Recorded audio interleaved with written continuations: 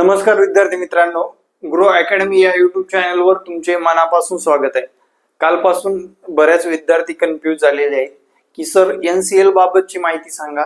बरेच विद्यार्थ्यांचं म्हणणं आहे आम्ही सीटीटी परीक्षा पास आहोत पण आमच्याकडे सेंट्रलचं सर्टिफिकेट नाही। बऱ्याच विद्यार्थ्यांचं म्हणणं आहे की आमचं नुकतंच एनसीएल म्हणजे नॉन क्रिमिलेअर आमचं काय झालेलं आहे, जे की आता 31 मार्चला कॅन्सल झालेले। अशा विद्यार्थ्यांनी काय करावं याबद्दल सविस्तर चर्चा आपण आजच्या या व्हिडिओमध्ये करणार आहोत। तत्पूर्वी चॅनलवर नवीन असाल तर चॅनलला सबस्क्राईब करायला विसरू नका आणि येणारे प्रत्येक व्हिडिओ पाहायला विसरू नका। ऑथेंटिक आणि महत्त्वाची माहिती देत असतो आपण आणि विद्यार्थ्यांचं कन्फ्युजन या व्हिडिओच्या माध्यमातून कंप्लीट होणार आहे।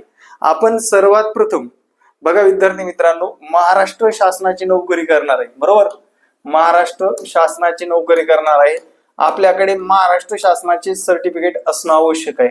असं सांगण्यात आलेलं नाही की तुम्ही सीटीटी पास असाल तर तुमच्याकडे सेंट्रलचंच जे की कास्ट सर्टिफिकेट असणं गरजेचं आहे, असं सांगण्यात आले का कुठंतरी? असा नियम आहे का? अजिबात नाही। तुम्ही जे लोक शिक्षक झालेत, ज्या लोकांनी सीटीटी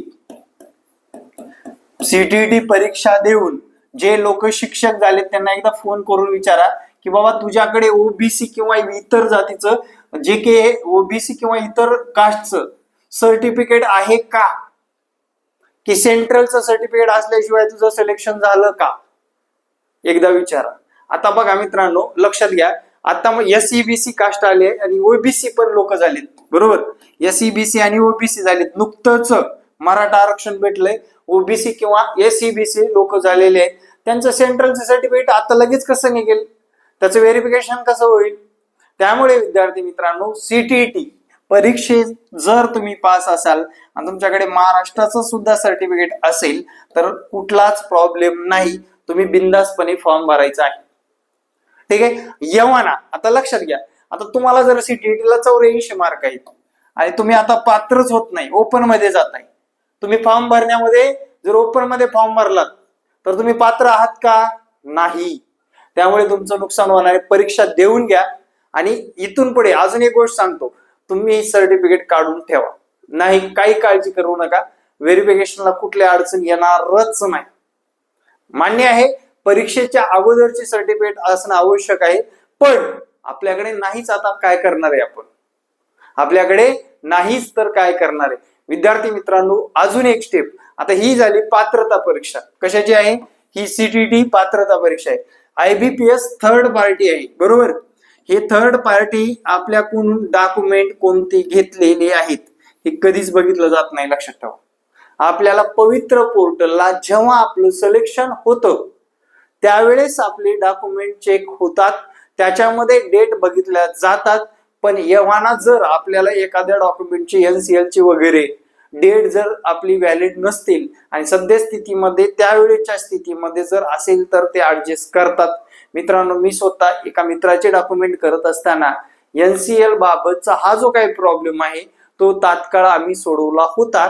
त्यांनी म्हटलं की बाबा आत्ताचा घेऊन त्यांनी त्या विद्यार्थ्याला, त्या मित्राला पोस्ट मिळालेली आहे, ठीक आहे? त्यामुळे तुम्ही एनसीएलच्या बाबतीत जर तुमच्याकडे नसेलच तरी कास्ट मध्ये फॉर्म भरा आणि बिंदास राहा, 100% तुम्हाला आगामी काळामध्ये त्याला कुठली अडचण येणार नाही।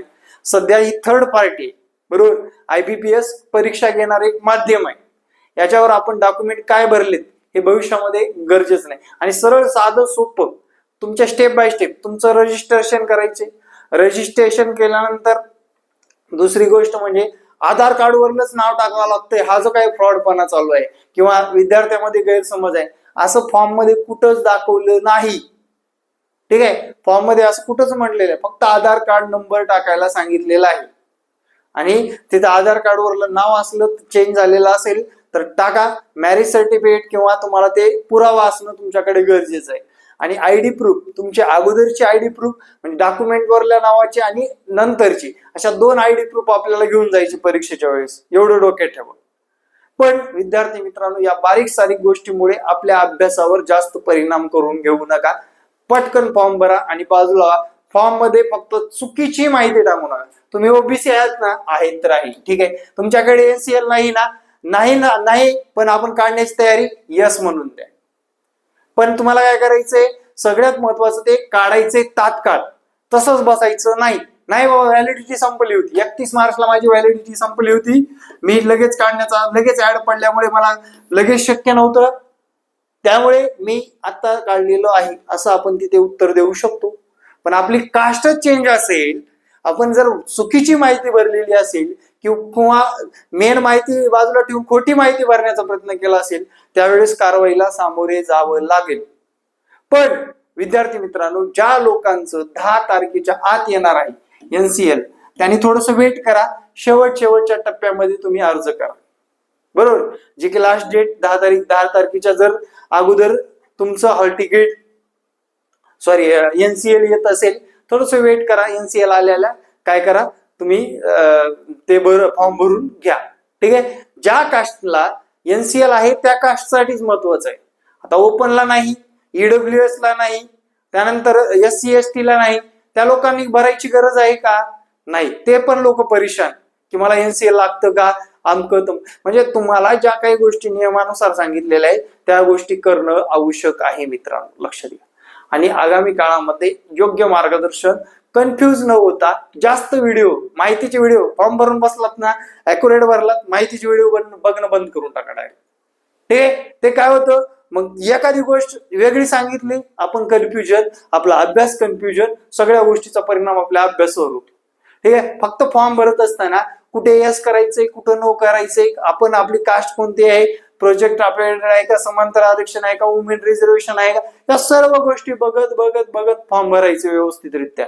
आपला फोटो आपलाच अपलोड झालेला आहे का, साईन आपलीच आहे का, स्वप्रमाणपत्र व्यवस्थित स्वघोषित पत्र व्यवस्थित भरले का, स्वघोषित हस्ताक्षरामध्ये भरलेला आहे का. आता एका कार्यकर्त्यांनी ते मॅटर लिहिले तर लिहिलेच, लक्षात घ्या. काय ते मॅटर लिहिले की बाबा असं डिक्लेरेशन लिहून काढलंय, त्याच्या खाली हे स्वहस्त अक्षरात लिहा, तुमच्या डाव्या हाताचा अंगठा मारा, हे सुद्धा लिहिले आणि ते सगळंच अपलोड करून ठेवले.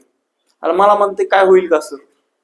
आता काय होत तर काय नाही, पण विषय काय, तुला लिहायला सांगितले 3 ओळी, तू लिहिले 5 ओळी, खाल्लं पण लिहून टाकलं. आणि हे का मागतायत, जर भविष्यामध्ये सिलेक्शन झालं आणि कुठला डाऊट आढळला तर तुमचं स्वहस्ताक्षर तुम्हाला तिथे निदर्शनास आलं पाहिजे.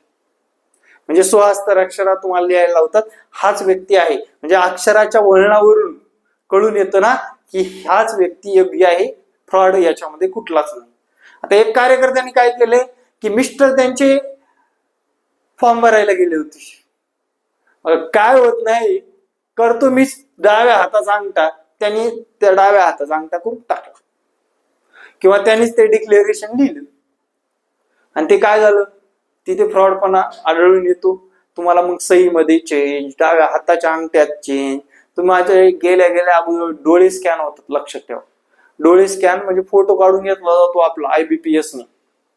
म्हणजे असं तुम्ही लोकांना फॉर्म भरत असताना किंवा एकाने कॅपेवाल्याने ते अंशकालीन यस करून टाकले डायरेक्ट, म्हणजे त्यांना वह्याची 8 मार्कामध्ये, म्हणजे बऱ्याच भानगडी येऊ शकतात.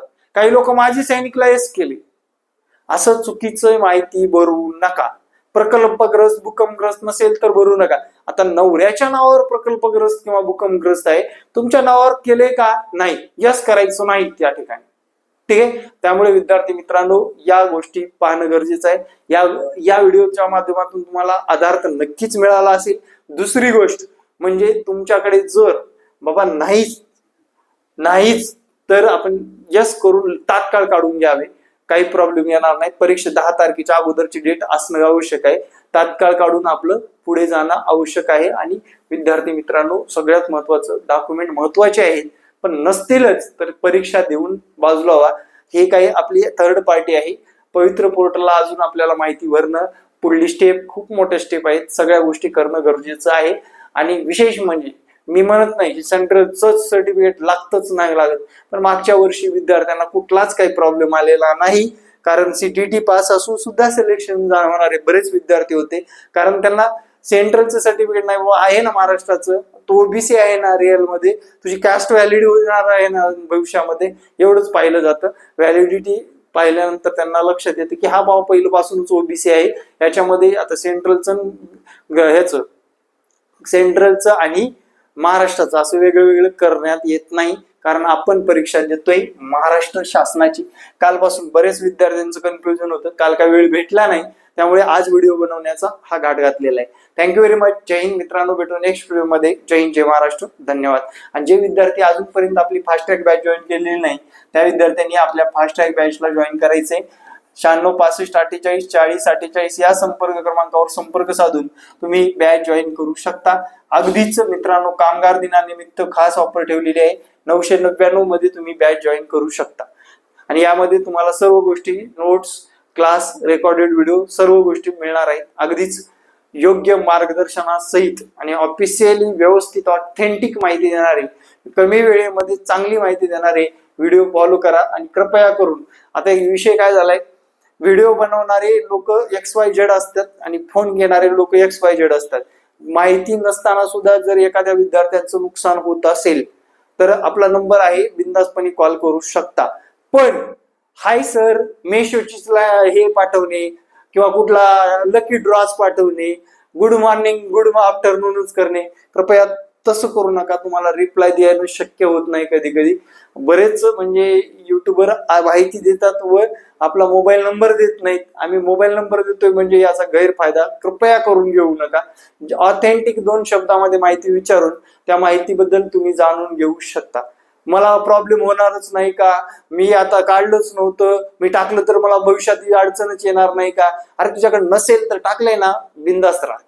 भविष्य परीक्षा दे, बघू पुढलं पुढे. आपण सध्या फोकस मार्कावर करणं गरजेचं आहे. ओके, ज्याच्याकडे आहे त्यांनी प्रामाणिक व्यवस्थित भरून घ्या. नसेल तर यस नो करून पुढे जावा, कारण परीक्षा देणं महत्वाचं आहे. परीक्षेपासून मुकणं नाही. NCERTच्या नियमानुसार ही CET परीक्षा जर विचारात घेतली तर महाराष्ट्राच्या नियमानुसार लागू होती. ठीक आहे. आता मला सांगा, SEBC आहे, SEBC या कास्टला कुठलं सेंट्रलचं येत तरी? सेंट्रल मध्ये आहे का कास्ट? 10% आरक्षण आहे का मराठा समाजाला? आहे का? नाही. मग सेंट्रलला काय, SEBC कास्ट ही महाराष्ट्रातच लागू आहे, त्यामुळे त्या महाराष्ट्रामध्येच त्यांचा विचार केला जातो. त्याला सेंट्रलचं सर्टिफिकेट लागत नाही, असं माझं स्पष्ट एक वैयक्तिक मत आहे. ज्यांना याच्यावर जास्त फुगवटा करायची त्यांनी बिंदास्तपणे करावा. पण विद्यार्थी मित्रांनो, मी विद्यार्थ्याच्या हितासाठी सांगतोय की विद्यार्थ्यांनी सध्या परीक्षेवर फोकस करावे. Thank you very much. जय हिंद मित्रांनो, भेटू नेक्स्ट व्हिडिओ मध्ये. जय हिंद, जय महाराष्ट्र. धन्यवाद.